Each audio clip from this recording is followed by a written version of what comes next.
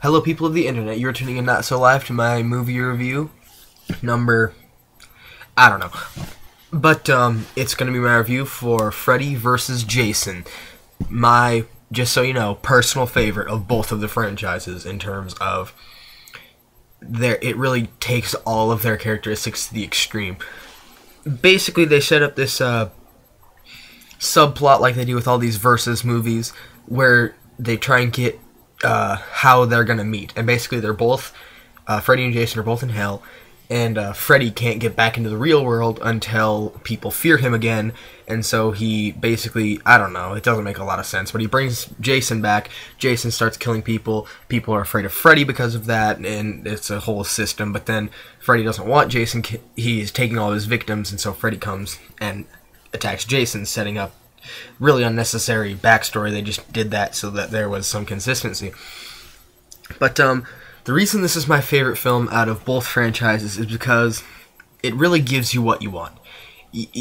There's nothing about this movie that is underplays at all. It's all exactly what you get, or it gives you exactly what you want going into a Freddy vs. Jason movie.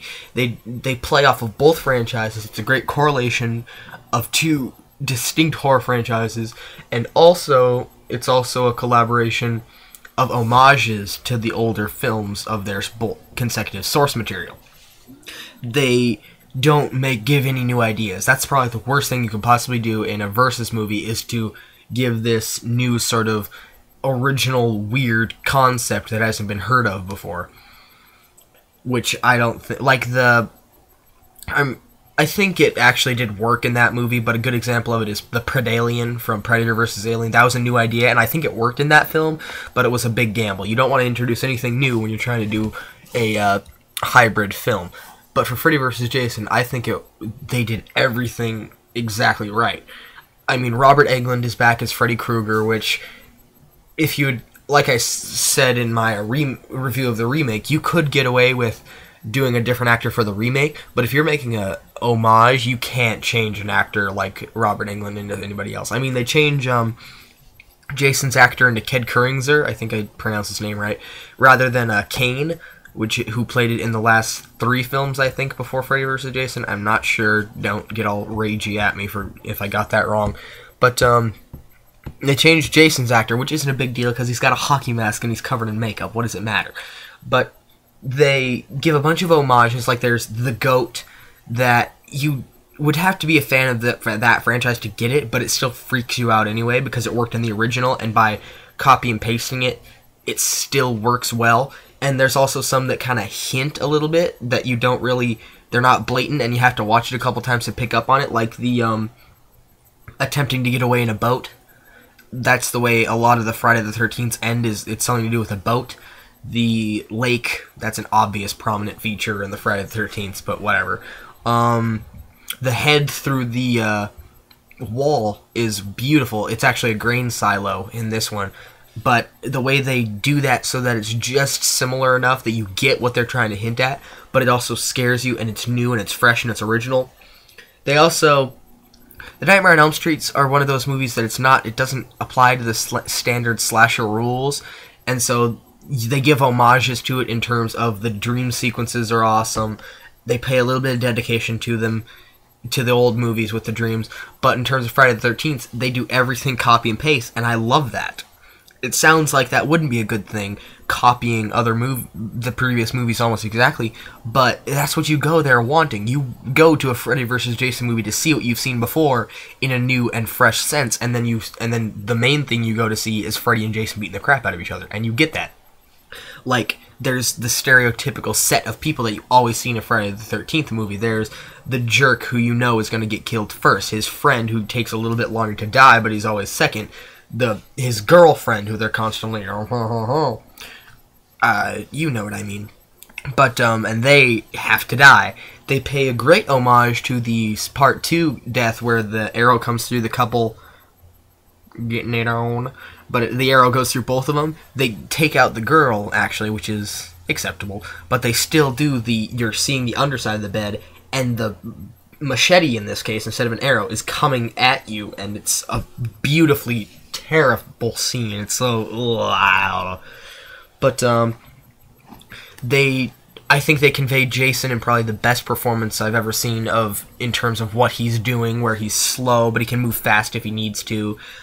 Freddy is just I think this is the movie that perfectly balances his cruel sense of humor. He's not nearly as dark as he is in the first couple of films in the franchise, but he's not nearly as silly or comedic as he is in the later ones. And he doesn't have any weird get-ups. He doesn't have like any other costumes he uses. He's just Freddy Krueger, and I love that. They do change his makeup a bit to get a demon effect. There's a couple of scenes where he's got like huge fang teeth to make him look more fierce, and they exaggerate his makeup in a couple of scenes, but nothing that you don't notice that easily. I guess that's pretty much all I have to say. They do add just the right amount of backstory to them for the new people who are watching this, and also they add a little tiny bit to people who have seen these before, just to get that interest going. They add a little bit more backstory to Jason, at least. Not backstory so much, but details behind the backstory, his death in particular. One of the things that I think was probably the best part of this movie is what they make Jason's nightmare to be like. They take this thing that is the essence of hell, the ultimate in you can't kill him, you can't hurt him, you can't do anything to this guy, and they make it what his nightmares are. His nightmares being his mother's death, his drowning, and being out of power. I think that was so cool how they make it how in the dream world Jason has no control over anything. He can't really do anything. Freddy is in control, and I think that's the perfect essence of what it would feel like to be Jason. What scares Jason? Not being powerful, because he's the most powerful thing in either of these franchises, but once he's in the dream world, he has no control. In my opinion, pretty much everybody out there on the internet has a choice of who they think won. In my opinion, I think it's Jason, because no matter how you interpret that ending, I'm not going to spoil it for anyone, but I think Jason really comes out on top, because that suggests the way they portray it. If you take it in the most literal, technical sense, Jason is in a better position. Anyway, something I also want to mention on flowing through the bowels of the internet, there's a rumor about the ending of this movie. There's one that's confirmed ending, the confirmed supposed ending. I don't know whether that makes sense, but that's where the another thing I forgot to mention in terms of stereotyping all of the people in this movie, the virgin lives. The only virgin in the entire film is the one who lives, and I think that was so cliche and so awesome that they did that. A lot of times I compare this movie to Scream, because they both basically make fun of their parent franchises, but Freddy vs. Jason takes it in a way that they're giving you what you came to see, whereas Scream is flat out making fun of the concept. Even the characters in it know that they're playing off of the horror slasher cliches, whereas this one is just emphasizing them and giving you what you want. But the virgin lives, and the end scene is supposed to be her losing said virginity, and then the guy, his hand turns into the Freddy glove. They didn't do that one because it suggested too much of a sequel, and there wasn't supposed to be any other to Freddy vs. Jason. I mean, they did do like a sequel to Alien vs. Predator, but they completely switched everything around, and it's not really a sequel at all. But you can't really make more. But there was supposed to be a suggestion for a sequel that was, again, this is just rumor and stuff.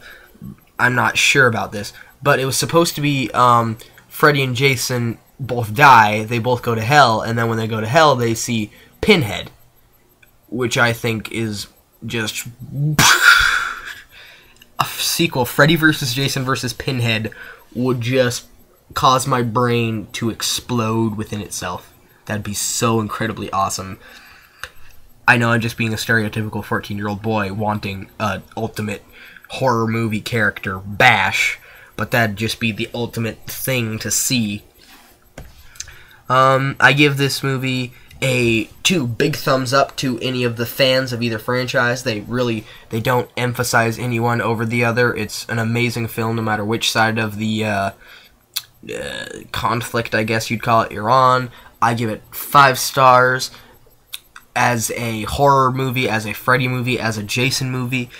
I would probably only give it like 3.5 stars for the movie itself. It's not that scary.